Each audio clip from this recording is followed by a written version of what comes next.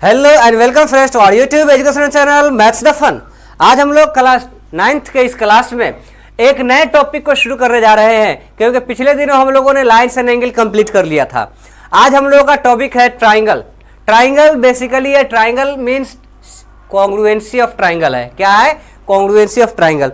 तो हम लोग कॉन्ग्रुएंस किसे कहते हैं?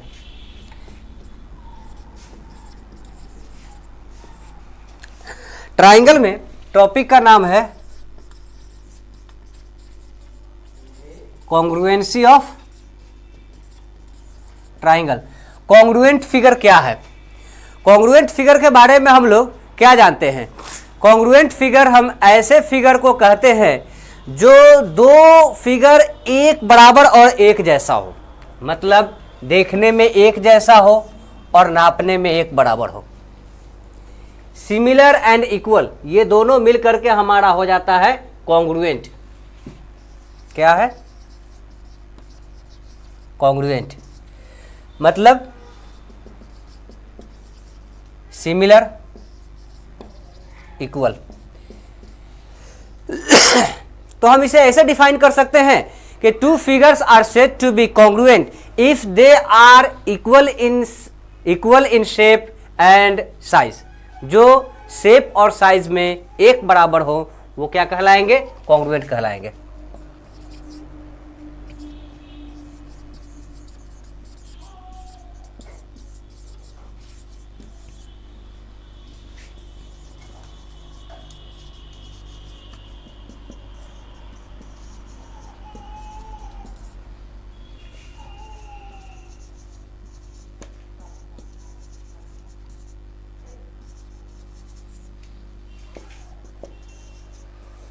जब दो फिगर शेप और साइज में एक बराबर होंगे तो ये क्या कहलाएंगे? कॉन्ग्रुएंट कहलाएंगे। अगर दो लाइन सेगमेंट इक्वल मेजर का है तो ये दोनों कॉन्ग्रुएंट है। दो सर्कल अगर इक्वल रेडियाई का है तो ये दोनों कॉन्ग्रुएंट है। दो स्क्वायर अगर इक्वल साइड्स का है तो ये दोनों कॉन्ग्रुएंट है। ठीक है। कोई भी फिगर जैसे line segment, two line segments are said to be congruent if they are equal. Two circles are said to be congruent if they having equal radii, equal circumference, equal area. Two squares are said to be congruent if they having equal sides, equal diagonals, equal perimeter, equal area. Two equilateral triangles are said to be congruent if they having equal sides, equal altitudes, equal perimeter and equal area. कोई भी equal होगा।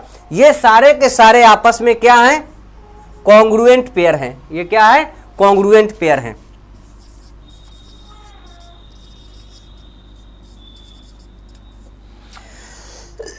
अब हम लोग अपने मूल topic पे आते हैं, congruency of triangle.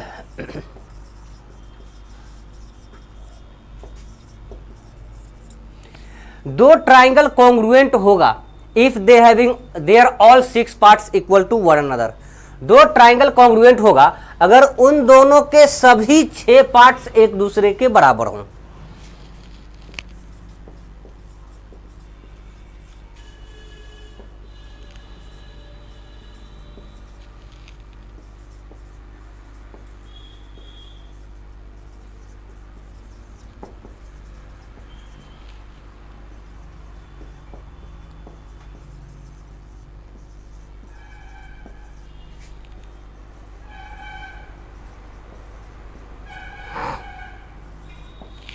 If they having their all 6 parts equal to one another.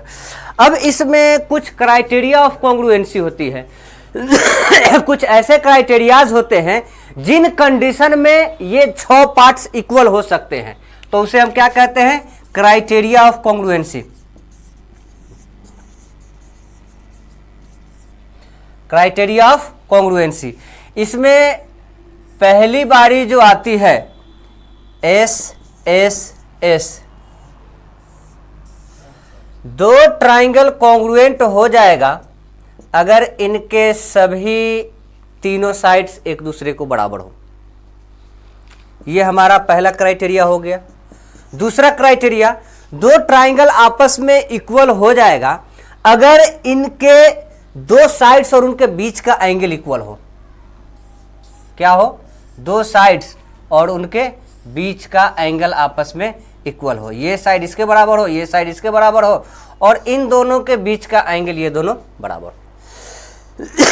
ये दूसरा क्राइटेरिया हो गया, साइड एंगल साइड। अब हम तीसरे पे आते हैं, तो यहां पे होता है एंगल साइड एंगल।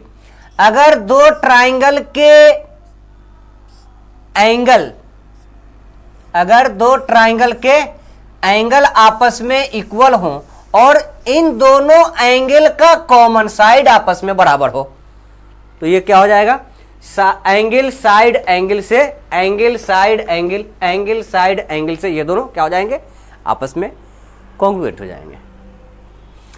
इसके बाद तीसरे नंबर पे आता है RHS। चौथे नंबर पे क्या आता है, RHS, right angle hypotenuse side. क्या होगा, राइट एंगल हाइपोटेनियस साइड। दो ट्राइंगल आपस में कॉन्ग्रुएंट होंगे अगर ये दोनों राइट एंगल हो, क्या हो, राइट एंगल हो, और इन दोनों का हाइपोटेनियस और कोई एक साइड दूसरे साइड के बराबर हो। सॉरी, ये लग रहा है कि आपके फ्रेम में नहीं आ रहा है, इसको मैं दूसरे तरह से लिख देता हूं।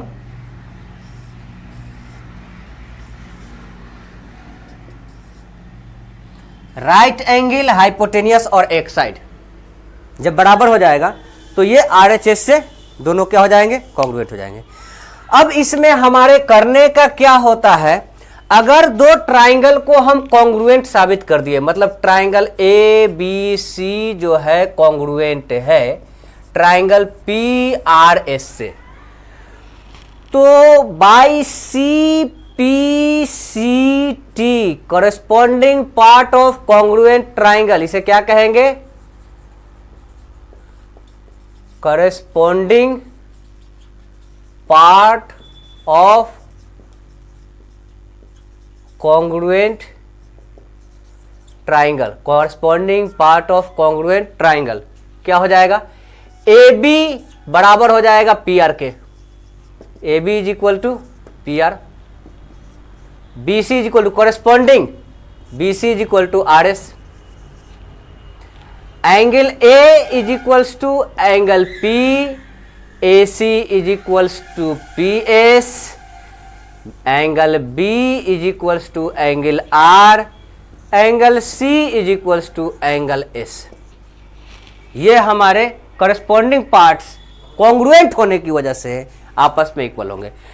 अब हम क्वेश्चन से क्या बनाएंगे, कॉन्ग्रुएंट बनाएंगे, और कॉन्ग्रुएंट से जो हमको फाइंड करना रहेगा वो हम आंसर फाइंड करेंगे।